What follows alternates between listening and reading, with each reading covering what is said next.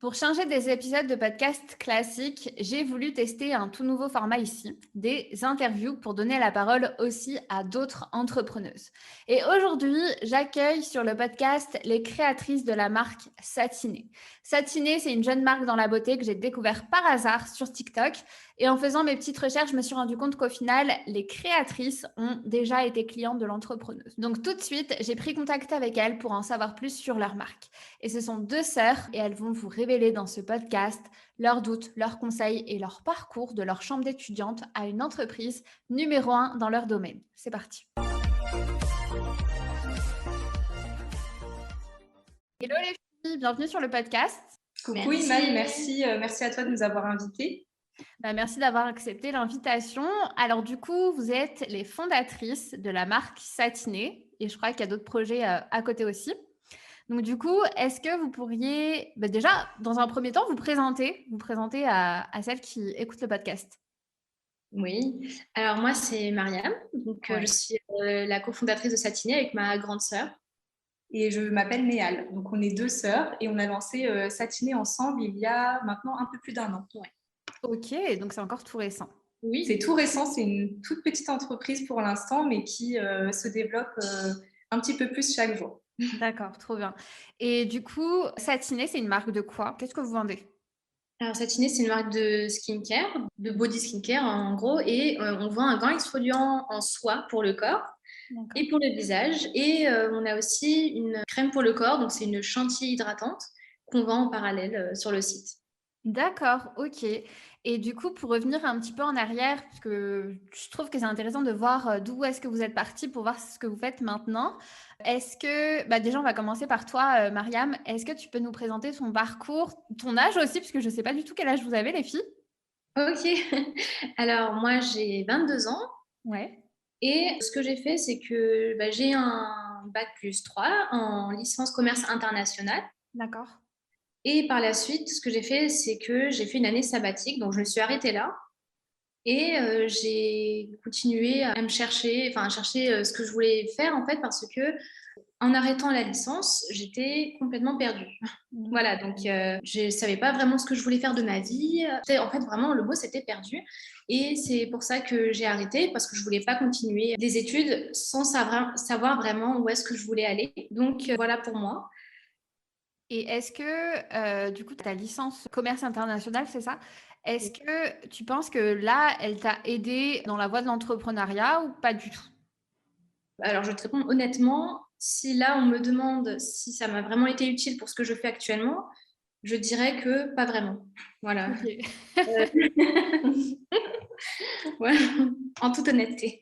Est-ce que tu penses que d'autres études t'auraient aidé ou est-ce que tu penses que finalement, tu aurais même pu te lancer sans forcément avoir d'études au préalable? Est-ce que tu as des prérequis pour toi dans l'entrepreneuriat? Après, pas forcément. Le truc, c'est que moi, le commerce international, niveau études, par exemple, ce que je faisais en études, l'entrepreneuriat n'était vraiment pas, on va dire, mis en avant. Ouais, c'est ça. Voilà, D'accord. donc Ah ouais. l'entrepreneuriat, c'était vraiment, on était plus logistique, import-export, etc. Trouver un bon poste en Voilà, entreprise, exactement. des postes Voilà. de cadre, etc. Ouais. Mais l'entrepreneuriat, on n'en a jamais évoqué. Donc c'est pour ça que je dis que ça m'a pas forcément été utile pour ce que je fais actuellement.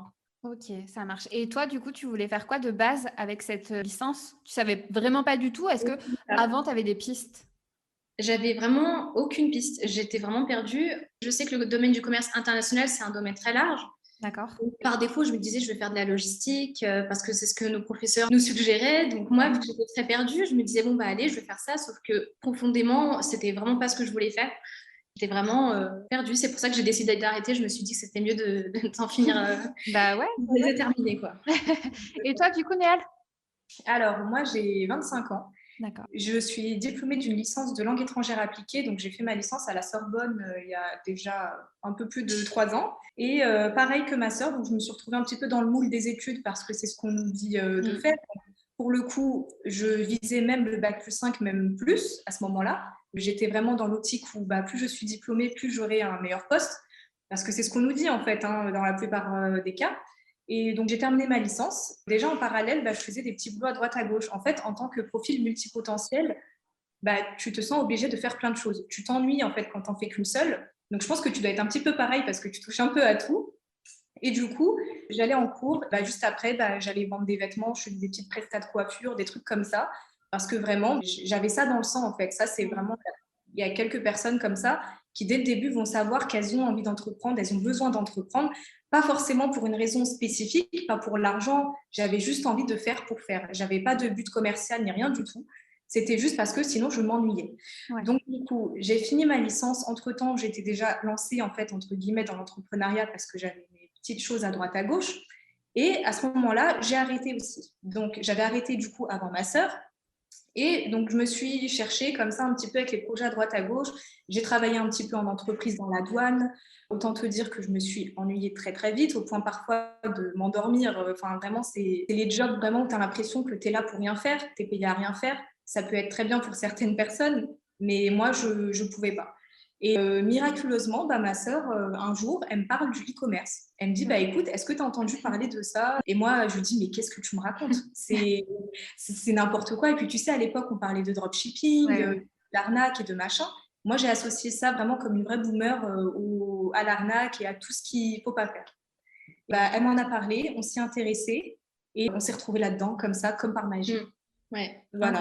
C'est arrivé comme ça. Le hasard qui a fait qu'on s'est lancé dedans. Bon, entre-temps, on a chacune lancé nos petites boutiques côte à côte. D'accord. Donc, pour résumer, on a arrêté nos études, on a fait une petite pause. On a découvert le e-commerce entre-temps. Chacune a lancé ses petites boutiques à droite à gauche. Et puis, on a décidé finalement de s'associer pour satiner parce qu'on s'est dit, on a chacune acquis nos expériences pour rejoindre nos forces pour créer un gros projet et quelque chose de plus concret. Et c'est pour ça qu'on a créé Satiner et qu'on s'est dit, allez, on s'associe, on rentre dans le vif du sujet et là, on tape fort. Trop bien. Et les projets que vous aviez lancés avant, vous les avez encore à côté ou pas du tout? Alors non, on ne les a pas parce qu'en fait, c'est ça la magie aussi du parcours dans le e-commerce et dans l'entrepreneuriat en général, c'est que tu vas lancer plusieurs projets au début qui vont réussir ou pas, qui vont marcher ou pas. Pour le cas, nous, on aurait pu les faire prospérer. C'est juste qu'en fait, ça ne répondait pas à toutes nos exigences, c'est-à-dire qu'on avait un besoin de perfectionner la chose, on avait envie de le développer, on avait envie d'y associer des idées qu'on avait précisément qu'on ne pouvait pas forcément mettre en place dans nos anciens projets. Et puis, comme je t'ai dit, en fait, c'était nos premiers projets. Donc, en fait, on a fait ça un peu à l'arrache. Petit à petit, toi, tu veux imposer une vision, un concept. Donc, on a préféré mettre ça de côté pour se concentrer sur le gros projet qui, là, nous correspond à 3000%, qui est Satiner. Donc, pour l'instant, il n'y a plus aucune nouvelle des anciens projets. Et comme ça, au moins, on se concentre sur ce qui est important. D'accord. Et du coup, Satiner, comment vous est venue l'idée de base? Parce que clairement, vous êtes un peu les pionnières dans ce produit que vous vendez. On va dire que c'est quelque chose qui existait déjà. Le gant, comment on appelle ça? Le gant de crin. Le gant de crin, exactement. Vous l'avez remis au goût du jour, modernisé. Exactement. Voilà, c'est ça. Comment vous avez eu l'idée de ça? Alors, l'idée, c'est aussi un message important qu'on aimerait faire passer. La plupart du temps, les gens nous demandent comment trouver l'idée. C'est quelque chose qui les stresse. On ne sait pas forcément par quoi commencer, etc. On est la preuve vivante pour vous dire que les choses se font toutes seules et qu'il ne faut pas stresser à propos de ça. L'histoire, elle est toute bête. En fait, nous, on est d'origine égyptienne. Et dans notre culture, on n'a pas le gant de crin, donc qui se retrouve plutôt dans le Maghreb. Nous, on n'a pas cette culture du gant de crin. On l'a essayé, on n'a pas du tout adhéré parce que ça nous fait mal. Déjà, ça fait très mal à la peau pour les peaux sensibles. C'est un produit qui est assez agressif quand même. Et c'est un vrai rituel. Donc, le savon noir, il faut laisser poser, machin. Et dire que nous, ça nous a pris la tête. Nous, on a autre chose en Égypte qui s'appelle la loufa. C'est de la fibre végétale, en fait. Et nous, on a porté ça directement d'Égypte. On a acheté ça là-bas. On était à court, donc on était ici, on n'en avait plus. Donc, on a cherché une solution très, très vite. On est parti en magasin et on s'est rendu compte qu'il n'y avait que des fleurs de douche. Donc, en France, c'est très démocratisé et puis un petit peu partout aussi dans les pays occidentaux. Et nous, ça ne nous convient pas parce qu'après avoir connu la loufa qui exfolie très bien, on tombe sur une fleur de douche en plastique qui ne fait pas grand-chose finalement. Après, c'est peut-être psychologique, mais on trouvait qu'il y avait beaucoup d'inconvénients. On commence à se renseigner. On se dit, pourquoi pas commercialiser la loufa? Puis comme tu sais, on était déjà dans un état d'esprit, il faut qu'on fasse quelque chose. Nous, on ne peut pas rester. Puis à ce moment-là, dis-toi qu'on est en période sabbatique toutes les deux. Et on avait besoin de quelque chose. Il fallait. Alors, on décide de partir sur l'idée de la loufa, sauf qu'on se rend compte qu'il y a vite beaucoup d'inconvénients. Donc, elle se conserve mal, c'est un nid à bactéries. Et puis, c'est quelque chose qu'il faut changer très souvent. Donc, ça ne correspond pas finalement à nos valeurs. Petit à petit, on continue nos recherches parce qu'on a compris qu'il y avait une demande en France et qu'il y avait un problème à résoudre. Le problème de comment se sentir vraiment propre quand on se douche, plutôt que de seulement se passer une fleur de douche en plastique sur le corps. Donc, on commence à réfléchir, on se dit là, on tient peut-être quelque chose. On fait nos recherches, on découvre le gant en soi. Donc, il est fait en Turquie, c'est un produit turc ancestral. On se rend compte qu'en fait, il correspond à tout ce qu'on recherche parce que c'est un dérivé du gant de crin classique qu'on connaît, sauf qu'il n'y a pas de douleur, il ne s'utilise qu'avec de l'eau et il est réutilisable pendant 1 an, il ne se déchire pas, etc. Il est naturel, surtout. Exactement, et il est 100% naturel. Et donc, ça répond à toutes les problématiques actuelles, en fait. Et du coup, on s'est dit, c'est le gant de crin sans tous les inconvénients. Et du coup, on l'a essayé, on a été conquise directement et c'est là que ça a commencé. Ça a pris tout de suite parce que c'est vraiment un problème. C'est vraiment un produit qui répond à un problème, finalement. Ouais, c'est exactement ce que je conseille. Et vous avez bien fait, en gros, d'avoir un produit pour une cible précise qui rencontre un problème précis. Ça, on peut que saluer le début de ce projet-là. Du coup, au tout début, vous aviez un budget consacré à ce projet ou pas? On n'avait pas de budget Pas de budget fixe parce qu'au début, de toute façon, on s'est dit on va essayer. Donc, la question, c'était quoi? On va en commander 10. On commande de petits gants. C'est pas grand-chose. En fait, on n'a pas tout de suite eu cette vision exponentielle du business où il fallait qu'on ait un gros stock, un local, machin. Pas du tout. Ça a commencé dans notre petite chambre qui fait 9 mètres carrés. On s'est dit, allez, on va en commander 10 histoire de voir comment ça prend. Et du coup, tu n'as pas forcément besoin de budget parce qu'aujourd'hui, ouvrir un site internet, ça coûte quelques dizaines d'euros par mois. Et TikTok, les plateformes pour faire ta pub, c'est gratuit. Du coup, on a la chance aujourd'hui de pouvoir lancer un business en partant de rien, entre guillemets. Tu peux avoir un budget de 100 euros et créer un business qui vaut plus tard des centaines de millions d'euros. Et c'est comme ça que la plupart des gens ont commencé. Donc pour le coup, on en a la preuve avec TikTok.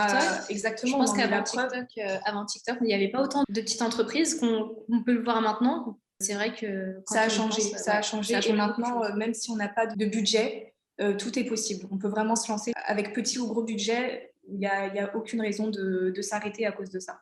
Trop bien, j'adore.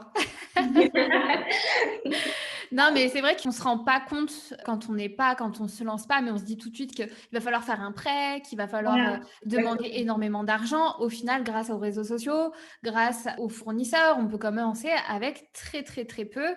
Et comme tu l'as dit, comme vous l'avez dit, les filles, grossir au fur et à mesure. Donc, trop bien. Exactement ça. Et du coup, l'association, comment ça se passe entre vous deux?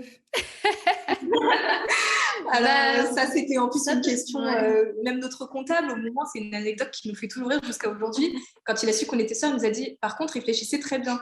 Parce que là, vous êtes liés à vie. J'espère que vous vous entendez bien.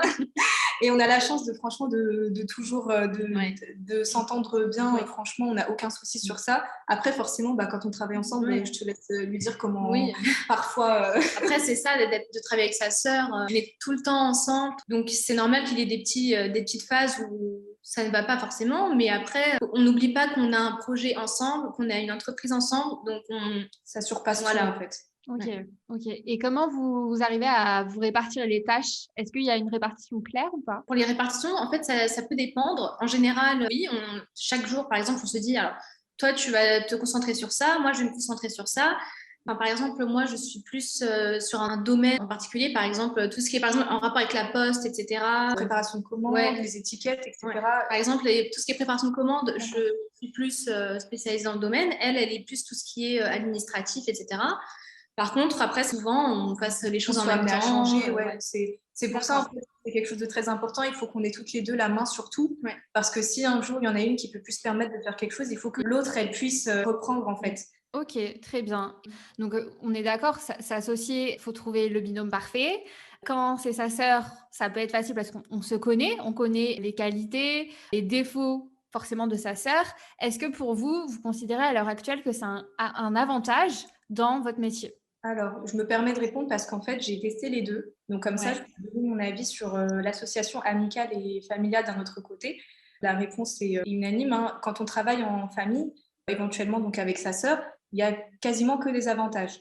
C'est ta sœur, donc tu sais qu'elle ne va pas s'énerver quand tu vas lui demander de faire quelque chose parce que ses intérêts sont les siens. C'est ta sœur, finalement, vous pouvez vous disputer sur 3000 choses. Au final, vous allez vous retrouver. C'est quelque chose que vous avez créé ensemble. Donc, il n'y a personne qui va jalouser l'autre. Il n'y a personne qui va essayer de voir ses intérêts, elle, chez toi, etc.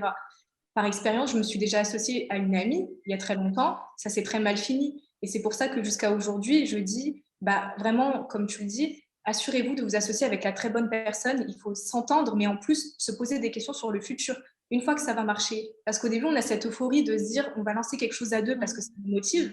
On a peur de se lancer seul. Mais quand on voit que ça commence à fonctionner ou quand des vraies problématiques se posent, là, forcément, on ne sait pas comment réagir. Donc, tu en as une sur deux qui va commencer à avoir un peu les nerfs, une qui va mal gérer la chose, une qui va lui reprocher des choses. C'est pour ça qu'il faut toujours faire très attention et se questionner sur le futur. Comment vous comptez gérer les choses si ça fonctionne? Ok, merci pour ce conseil précieux parce que je pense que ça va en aider plus d'une, puisque comme tu l'as dit au début, c'est tout beau, tout rose, mais quand il y a les questions financières, les questions d'argent qui rentrent en jeu, ou même plus la même vision de l'entreprise, ça peut vite être compliqué. Donc, ok, on valide le fait de s'associer avec sa sœur. Alors là, vous avez eu l'idée, vous avez trouvé les fournisseurs. Par quoi vous avez commencé en fait ce projet? La grosse étape. La grosse étape, ça a été la création de l'entreprise. La D'accord. création de l'entreprise parce que tout le reste était déjà acquis, entre guillemets, dans le sens où on avait du temps. Donc, la création de site internet, ça se fait vite. En quelques jours, tu peux l'avoir fait. Si tu as des difficultés, tu as des tutos un peu partout, etc. Donc, on a eu de la chance sur notre fournisseur qu'on a trouvé assez rapidement parce que, comme on dit, c'est un produit qui n'est pas très démocratisé. Donc, il y en a très peu qui le vendent finalement. Donc, une fois que tu en trouves un, tu sais qu'il y a quand même une grosse part de marché. C'est pas comme les vêtements ou quelque chose comme ça. Nous, on a eu pas mal de chance. Par contre, la création de l'entreprise, là, c'était plus compliqué parce que tu as toutes les questions qui commencent à se poser. Quel statut juridique? Comment faire mes déclarations? Vers qui je dois me diriger? Est-ce que j'ai besoin d'un comptable? Comment ça se passe? Ça, c'était vraiment très compliqué au point où parfois tu te retrouves avec des vrais problèmes en fait. Ça, c'est la partie la plus compliquée, je pense, pour tous ceux qui ouvrent une entreprise. C'est vraiment l'unanimité. La création de l'entreprise, je pense que c'est vraiment ce qui a été le plus... C'est ce qui vous a fait le plus peur parce qu'en fait, ça concrétise l'idée de base. C'est ça, exactement. En fait, on se dit que là, ça rigole plus parce que ça devient officiel, il faut se déclarer.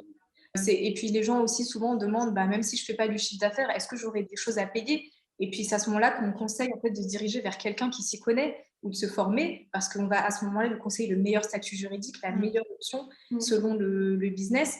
Et c'est vrai que ça peut être très vite déroutant au point où des gens pourraient même abandonner leur projet à cause de ça. Et c'est passer à côté d'une chose merveilleuse pour au final quelque chose de tout bête. Donc le but serait vraiment de se renseigner au maximum et vraiment ça ne fait pas peur, c'est vraiment une petite étape administrative à faire qui maintenant est aujourd'hui en tant que micro-entreprise, c'est gratuit, ça se fait en 10 minutes sur internet et puis après c'est lancé quoi. Ouais, c'est un truc à franchir et une fois que c'est fait, tu es content de l'avoir fait. Exactement, tu as mis les pieds dans le plat et tu sais que maintenant, tu as juste à découvrir ton potentiel et à commencer à développer ton rêve finalement. D'accord, ok, trop bien. Ça répond aussi à ma question suivante, donc ce qui a été le plus dur pour vous au début, donc j'ai ma réponse. Ensuite vient l'étape des réseaux sociaux, c'est ça? Oui. Comment ça s'est passé pour vous? C'était quoi le premier post, la première story? Parce que c'est ça qui fait peur en fait quand on se lance. Ah oui, tout à fait. Il y a pas mal de choses à dire là concernant en plus la frayeur de pas mal de monde. Est-ce que tu veux commencer et puis je continuerai? Par rapport aux réseaux sociaux, nous, ce qu'on savait, c'est que ce qui était sûr et certain, c'est qu'on allait se lancer sur les réseaux, sur tous les réseaux. On sait à quel point, de nos jours, les réseaux, c'est un trésor en fait. Ce qu'on a fait, c'est qu'on a commencé avec le réseau le plus connu en ce moment, c'est TikTok. C'était TikTok. Et ce qu'on a fait, c'est qu'avant avant de mettre en ligne notre produit, etc., ce qu'on a fait, c'est qu'on a voulu un peu teaser, entre guillemets, notre projet. C'est ça. Ce qu'on a fait, c'est qu'on a commencé par faire un compte TikTok où on donnait des tips pour l'entrepreneuriat, où on donnait des tips skincare, des conseils, etc. Pour fidéliser un petit peu une audience avant de lancer le projet. Ouais.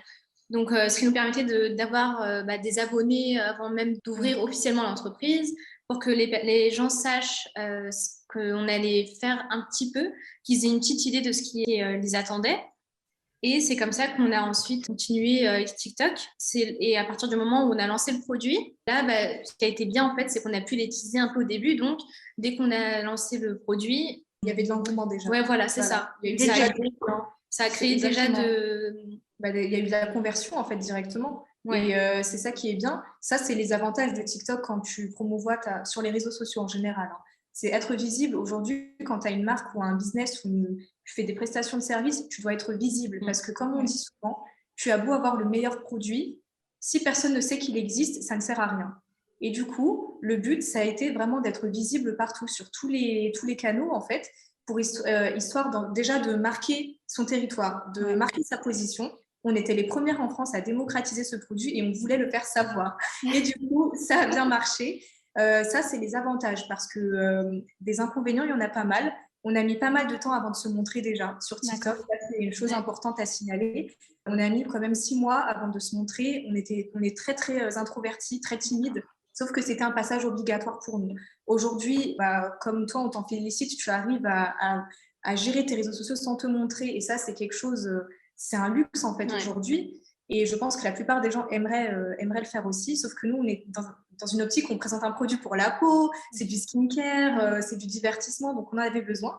Et finalement, ça a bien pris. Après, les inconvénients, c'est que tu es quand même sur les réseaux. Des haters, il y en a beaucoup. Des critiques, il y en a beaucoup. Tous les problèmes qui s'en suivent. Alors là, je t'en parle pas, ça a été très, très dur aussi mentalement. Donc, quand vous vous lancez sur les réseaux, surtout TikTok, parce que c'est vraiment la cour, mais c'est la cour de récréation. TikTok, il faut faire très attention parce que c'est open bar à tout le monde. En fait, plus tu as de la visibilité, plus tu... Voilà, exactement. La publicité, bonne comme mauvaise, elle est dure à gérer. Donc, si vous décidez de vous lancer, il faut juste avoir les épaules pour et se dire qu'à tout moment, on peut vous tomber dessus, mais ça reste quand même une minorité et il y a tellement de bonnes choses qui en découlent par la suite qu'il ne faut pas s'arrêter à ça. Ouais, c'était impressionnant. Moi, pour le coup, j'ai toujours été sur Instagram. Et là, depuis quelques semaines, j'ai commencé TikTok. Et je vois vraiment la différence entre la cible. TikTok, en fait, il n'y a que des personnes qui ont toujours leur mot à dire. Ils veulent toujours te contredire. En fait, tu n'as jamais raison sur TikTok, il y aura toujours quelqu'un qui sera là pour te contredire. C'est vraiment, tout le monde est expert sur TikTok, tout le monde a raison sur TikTok, tout le monde a toujours quelque chose à dire, même toi qui tu n'as plus rien à prouver, tu vas quand même trouver quelque chose à te dire, alors que sur Instagram, tu as une communauté qui te fait confiance les yeux fermés. C'est quand même fou de se dire que c'est deux mondes différents, quoi. C'est sûr. Mais c'est le jeu TikTok, ça ramène beaucoup de visibilité d'un coup. Donc c'est bien, c'est un gros avantage, mais voilà, il faut être prête aussi. Exactement, il faut juste se tenir prêt. Ok, d'accord. Donc en gros, pour résumer, ce serait vraiment de créer sa communauté en amont. Et est-ce qu'au moment où vous êtes exposé, est-ce que vous avez vu un boom en plus avec ça ou pas? Alors quand même oui, parce qu'en fait déjà tu te sens plus libre dans la création de ton contenu. Ça te permet de faire déjà beaucoup plus de choses. Les gens font... En fait, aujourd'hui, on a tendance à s'arrêter sur une vidéo quand on voit un visage. On est humain, on réagit plus à quelque chose qu'on connaît plutôt qu'à des objets. Par exemple, une anecdote qui nous fait rire, quand on a commencé nos lives, on montrait que nos mains. Donc la caméra était dirigée sur nos mains. Et jusqu'à aujourd'hui, on a quelques abonnés qui s'en manquent encore parce que c'était pas intéressant du tout. On avait 10 personnes dans nos lives et puis j'ai envie de te dire qui a envie de s'arrêter pour regarder des mains. Et quand on a commencé à se montrer un petit peu, là forcément ça crée de la proximité. En fait, les gens s'identifient à toi et tu crées des liens.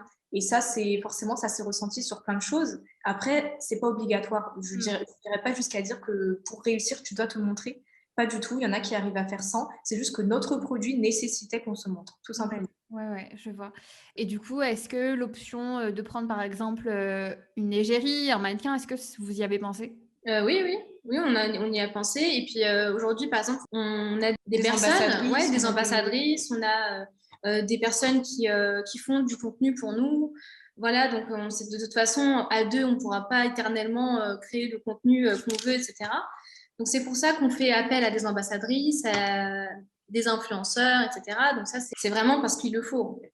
D'accord. C'est obligatoire d'avoir d'autres personnes qui représentent ta marque. D'ailleurs, en parlant d'influenceurs, moi, pour le coup, je vous ai connu à ce moment-là. Il y avait une influenceuse, je ne sais plus laquelle, qui faisait la promotion de votre produit. Et là, il y a ma sœur qui me dit « Ah, mais attends, mais c'est trop bien, je vais l'acheter, etc. » Et donc, du coup, c'est comme ça que j'ai découvert votre compte TikTok. Et j'ai vu une vidéo qui a fait énormément de vues. Vous montiez un avant-après, il me semble. Est-ce que les vidéos virales, est-ce que c'est ça qui a fait partie de votre développement en aussi peu de temps, pour le coup? Alors là, bien sûr, là c'est clair et net. La réponse est oui. C'est la magie de TikTok. En fait, tu peux venir viral du jour au lendemain. Surtout quand tu as un business, ça se ressent tout de suite. Après, là, la vidéo dont tu parles, c'était un avant-après. Donc forcément, c'était du concret. C'est des gens qui forcément s'identifiaient à ce problème de peau. Ils ont vu que ça fonctionnait, alors ils ont acheté. Par contre, on a d'autres vidéos qui ont fait des millions de vues et qui n'ont rapporté aucune vente. Ça parce que c'est plutôt du divertissement ou c'est plutôt quelque chose que tu vas liker et puis tu vas partir. Ouais.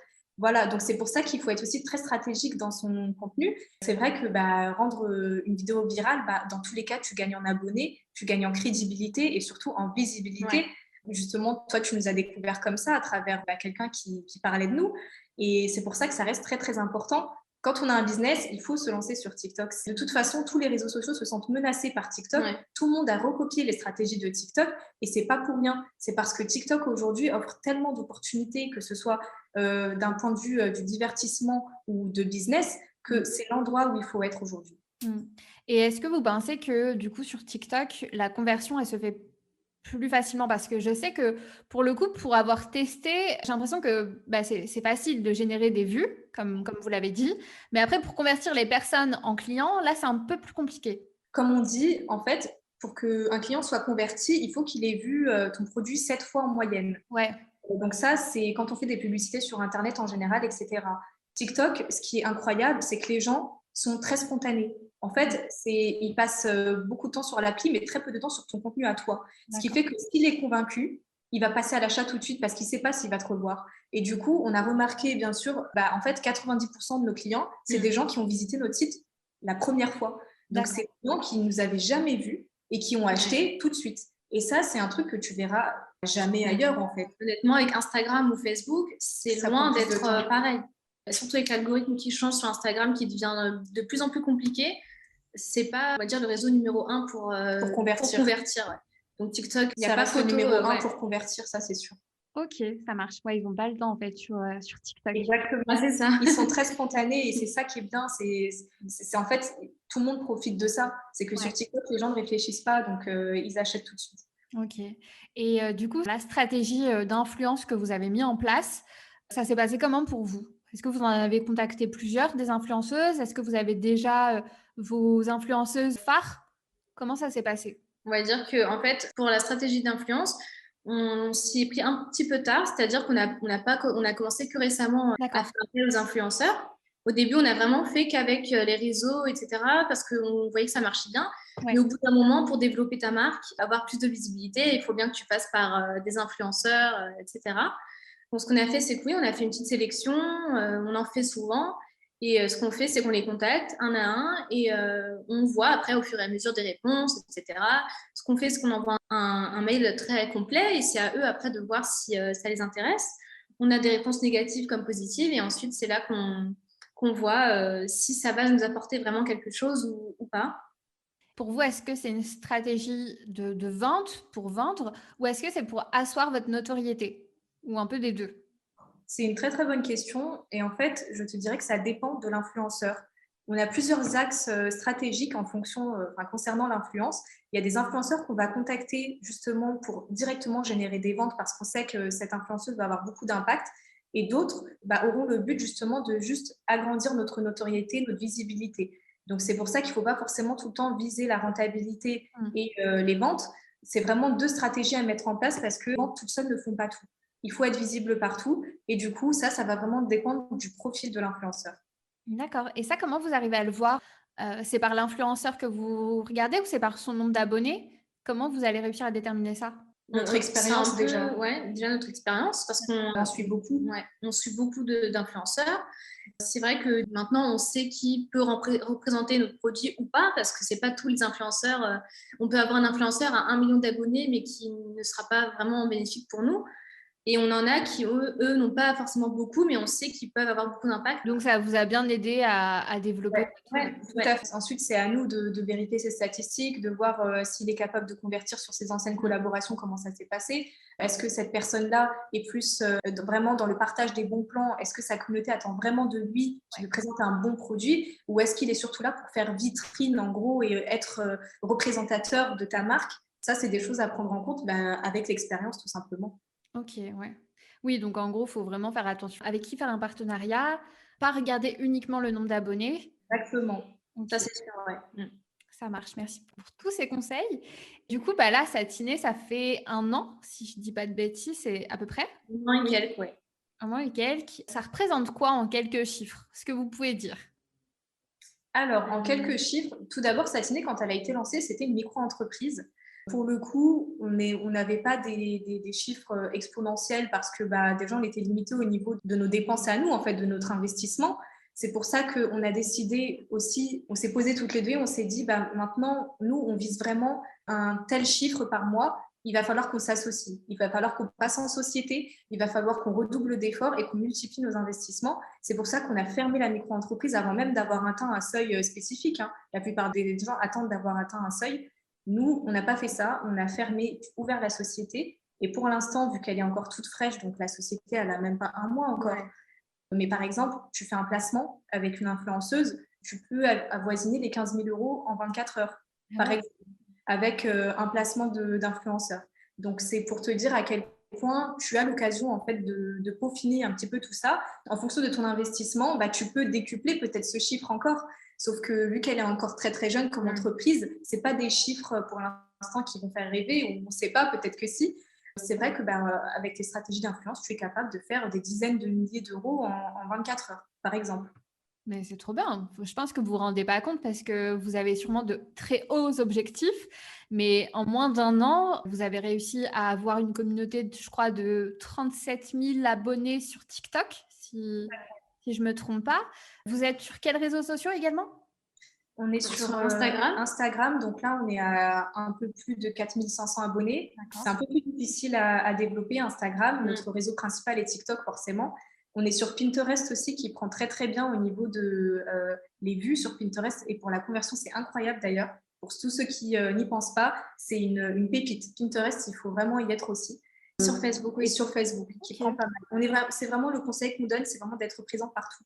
Peu importe le nombre d'abonnés, en fait, parce qu'il y aura toujours des gens sur votre site, peu importe votre nombre d'abonnés.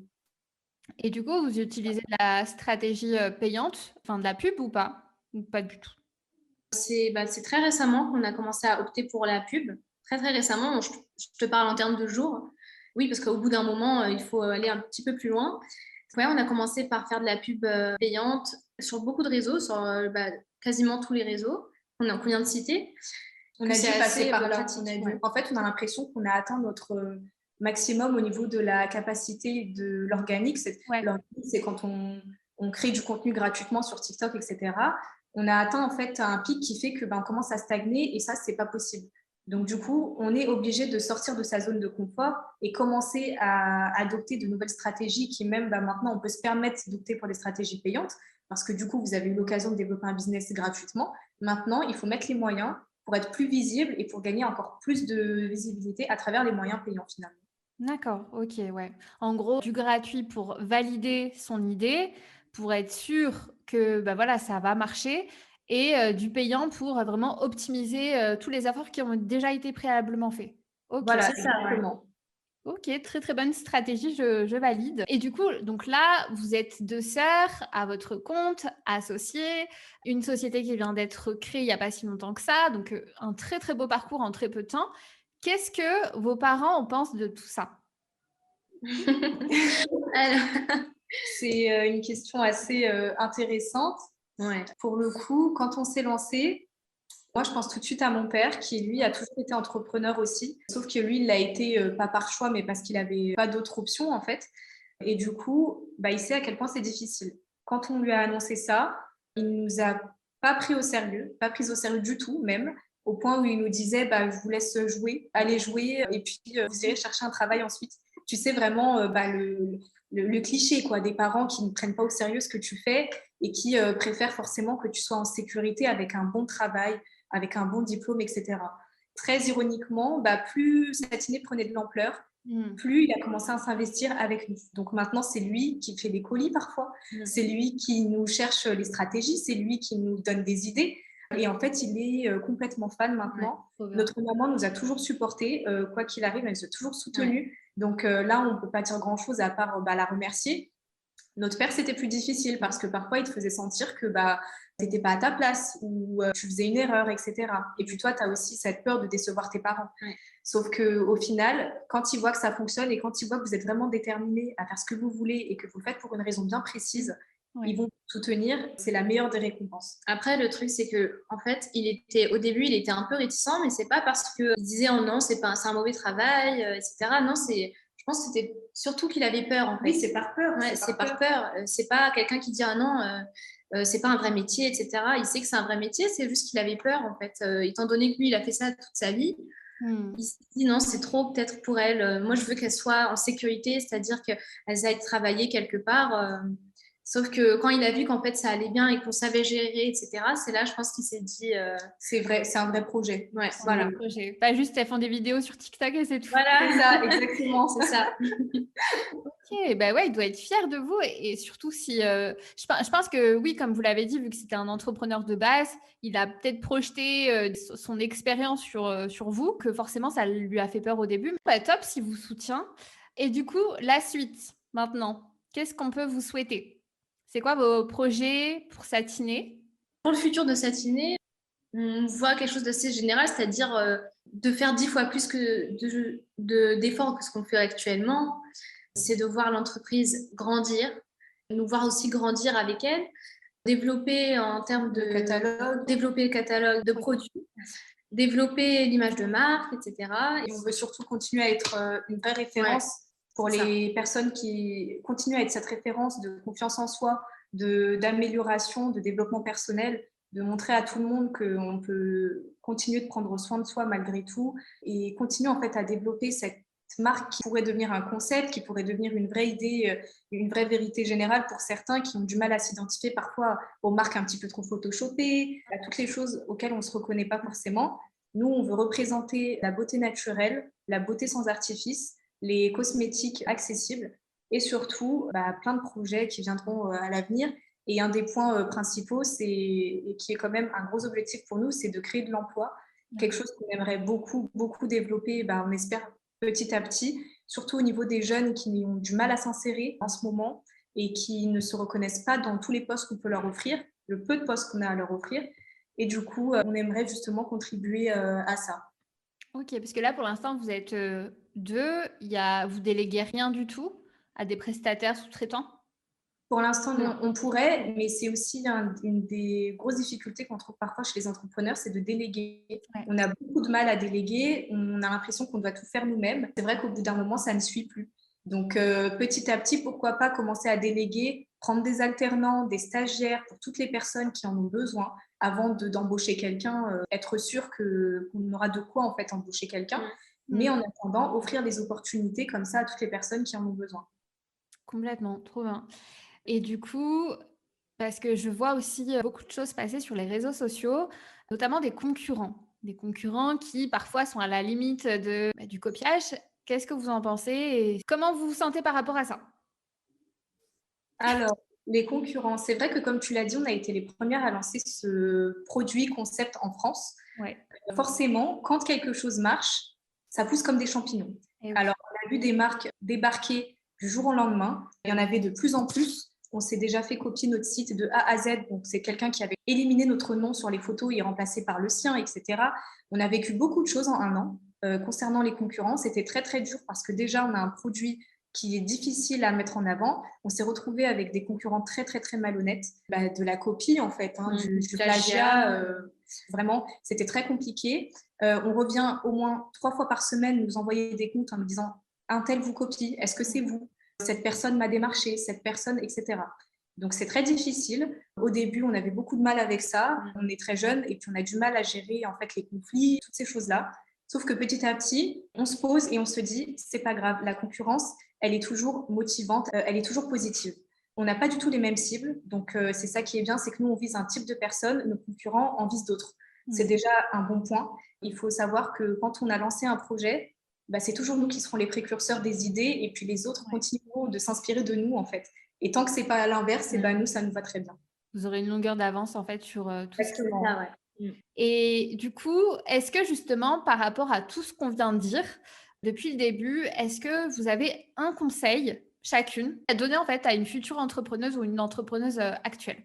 Oui, alors moi, si j'avais un conseil à donner aux entrepreneuses et aux futures entrepreneuses, c'est un conseil qu'on entend souvent, mais j'insiste dessus, c'est de foncer malgré la peur. Parce que c'est vrai qu'au début, lorsqu'on veut ouvrir une entreprise, la première chose, je pense, qui nous retient, qui est un frein, c'est la peur. Moi, par exemple, il y a quelques jours, j'ai vu une phrase qui m'a beaucoup plu. C'est, je vais la citer, si tu as peur, alors fais-le en ayant peur. Et j'ai beaucoup aimé cette phrase parce que ça montre en fait le fait qu'il ne faut pas laisser la peur t'envahir. Sans ça, tu ne feras rien. Il faut toujours suivre son instinct. C'est-à-dire que ne laisse personne ni quoi que ce soit dire que tu n'es pas assez bien ou que ce que tu es en train de faire, ce n'est pas la bonne chose à faire parce que il n'y a personne qui te connaît mieux que toi-même. Voilà, tu sais de quoi tu es capable.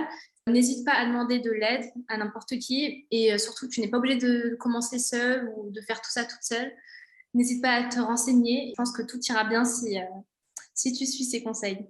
Magnifique. Trop bien. Merci. Alors, ma sœur vous a donné un conseil pour vous lancer.